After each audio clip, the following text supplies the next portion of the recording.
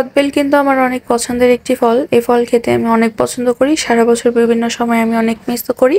তাই আজকে ঝটপট তৈরি করে ফেলবো কদবেলের আচার, যেটি সারা বছর সংরক্ষণ করে রাখা যাবে, খাওয়া যাবে। কদবেলের এই আচারের জন্য প্রথমে আমি নিয়ে নিচ্ছি 6টা বড় সাইজের কদবেল। এগুলো কিন্তু সবই পাকা। আমি বাজার থেকে কিনেছিলাম বেশ কয়েকদিন আগে, ওয়েট করছিলাম পাকার জন্য, তো ফাইনালি আজকে পেকে গেছে। তো সবগুলো আমি ফাটিয়ে নিলাম, আর সুন্দর কালার কিন্তু সবগুলোর মধ্যে আছে। একটা একটু বেশি পেকে গেছে আর অন্যগুলোর কালার এরকম, কিন্তু সবগুলোই পাকা। তো ভেতরের অংশটুকু আমি সব একসাথে নিয়ে নিচ্ছি, নিয়ে আমি হাত দিয়ে সুন্দর করে ম্যাশ করে নিচ্ছি। বেলের যে আঁশগুলো আছে ওগুলো ফেলে দিব আর খুব সুন্দর একটা পেস্ট করে নিব। তো এটা রেডি। এখন আচারের প্রিপারেশনে চলে যাব। একটি প্যানে আমি সরিষার তেল দিয়ে দিচ্ছি বেশ খানিকটা। সরিষার তেল কিন্তু পর্যায়ক্রমে আমি আরও ইউজ করব কিছুক্ষণ পরে। 3-4টা শুকনো মরিচ হাত দিয়ে চিড়ে দিয়ে দিচ্ছি সরিষার তেলে। এখন দিয়ে দিব রসুন কুচি। রসুন কুচি আমি বেশ খানিকটা ইউজ করেছি এখানে। তেলে দেওয়ার সাথে সাথে দেখতে পাচ্ছেন বুদবুদ উঠে গেছে, এটাই হচ্ছে আসল সরিষার তেল। আর চারদিকে সুন্দর একটা সরিষার তেলের ঘ্রাণ কিন্তু ছড়িয়ে পড়েছে। তো রসুনটা যখন ভাজা ভাজা হয়ে যাবে, একটা গোল্ডেন কালার চলে আসবে, তখন আমি বেলগুলো দিয়ে দিব। বেলগুলো কিন্তু দেখতে পাচ্ছেন কতটা ক্রিমি স্মুথ হয়েছে। আমার স্প্যাচুলাটা যেহেতু অয়েলি, এই কারণে এটা উঠে আসছে না। তো যাই হোক, পুরো বেলটাই আমি এখন প্যানের মধ্যে দিয়ে দিব। বেলটা খুব ভালোভাবে এখন তেলের সাথে ভেজে নিতে হবে। যত ভালোভাবে ভাজাটা হবে বা যত সময়টা নিয়ে ভাজা হবে, ততই কিন্তু এর টেস্ট বৃদ্ধি পাবে। তো বেশ সময় নিয়ে আমি বেলটা ভেজে নিচ্ছি। তারপর চিনি ইউজ করব। চিনি এখানে আমি খুব সামান্য পরিমাণে ইউজ করছি। আমার বেলটা মিষ্টি আছে, আপনারা চেক করে নেবেন বেলটা কেমন মিষ্টি, সেটার উপর চিনির পরিমাণটা নির্ভর করবে। আর আমি আচারে চিনি খুব একটা পছন্দ করি না। যাই হোক, চিনি দিয়ে আমি আরও কিছুক্ষণ ভেজে নিব। চাইলে আপনারা এখানে গুঁড়ো ইউজ করতে পারেন, ওর দ্বারা টেস্ট আরও বেশি বৃদ্ধি পায়। এখন এখানে আমি বিট লবণ ইউজ করব আর নর্মাল লবণ, দুইটা লবণই ইউজ করব। বিট লবণ দিলে এর টেস্ট কিন্তু অনেক বেড়ে যায় এই আচারের। তো দুইটা লবণই দেওয়া হয়ে গেছে, এখন মিক্স করে নিব। আর এই আচারটা আমার বারবার লেগে যাচ্ছিল, এর জন্য আমার তিনটা প্যান চেঞ্জ করতে হয়েছে আজকে।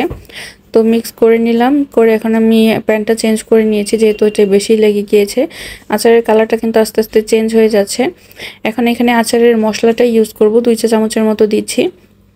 আচারের এই মশলার রেসিপিটা আপনারা আমার জলপাইয়ের আচারে পাবেন, যেটা আমি রিসেন্টলি তৈরি করেছি। ওইখানে ওইটার রেসিপি দেওয়া আছে, তাই এখানে নতুন করে আর দিলাম না। এখানে আমি কিছুটা সরিষার তেল অ্যাড করেছি, ওইটা মনে হয় স্কিপ হয়ে গেছে ভিডিওটা। আমি 2-3 বারে সরিষার তেল ইউজ করেছি। তো একটু মিক্স করে নিচ্ছি। খুব সুন্দর একটা সুঘ্রাণ কিন্তু পাচ্ছি আমি অলরেডি। এখন এই পর্যায়ে আমি কিছুটা শুকনো মরিচের গুঁড়া, খুবই সামান্য শুকনো মরিচের গুঁড়া আর ভাজা জিরার গুঁড়া ইউজ করেছি। একটু মিক্স করে নেব। চুলার আঁচ কিন্তু একদম লো আছে, লো টু মিডিয়ামের থেকে অনেক লো আছে। সময় নিয়ে রান্না করছি। সময় নিয়ে আচার বানালে কিন্তু আচারের টেস্ট অনেক বেড়ে যায়। এখন আমি দেব তেঁতুলের কাত। এইটা দিলে আপনাদের আর ভিনেগার ইউজ করতে হবে না, আর এই আচারটা নষ্ট হওয়ার কোনো সম্ভাবনা থাকে না। তো আমি পুরো তেঁতুলের কাত যতটুকু গুলিয়েছিলাম সবটুকু দিয়ে দিচ্ছি, দিয়ে আবারও একটু মিক্স করে নিচ্ছি। তো একটু সময় নিয়ে এভাবে মিক্স করে নেব। এখন এখানে আমি ইউজ করব চিলি ফ্লেক্স। যে যেমন ঝাল খেতে পছন্দ করেন ওই অনুযায়ী চিলি ফ্লেক্সটা দিয়ে নেবেন। চিলি ফ্লেক্সটা দিয়ে আমি আবারও একটু নেড়ে চেড়ে নিচ্ছি। এখন আমি আবারও প্যানটা চেঞ্জ করব, কারণ আমার ওই প্যানেও অনেকটা ধরে আসছিল। তো আচার আমার অনেকটা শেষ পর্যায়ে। এখন আমি আবার আচারের মশলা থেকে 2 চা চামচ আচারের মশলা দেবো। আর যেখানে আমি কিন্তু কিছুটা তেল ইউজ করেছি, আবারও সরিষার তেল। আবার একটু মিক্স করে নিচ্ছি। আর এই হচ্ছে আমার আচারের ফাইনাল লুক। কত সুন্দর একটা কালার এসেছে দেখতেই পাচ্ছেন। আর এই যে পরপর 2টা হাঁড়ি চেঞ্জ করেছি, এটা 3rd নাম্বার। তো যাই হোক, কদবেলের আচার আমার রেডি। অনেক সুন্দর লোভনীয় একটি কালার চলে এসেছে। আচারটা কিন্তু খেতে খুবই খুবই খুবই মজা হয়েছে। একবার এভাবে ট্রাই করবেন বাসায়, দেখবেন যে আবারও বানাতে ইচ্ছা হচ্ছে বা আবারও খেতে ইচ্ছা হচ্ছে। যাই হোক, সবাইকে আজকের রেসিপিটি দেখার জন্য অনেক অনেক ধন্যবাদ।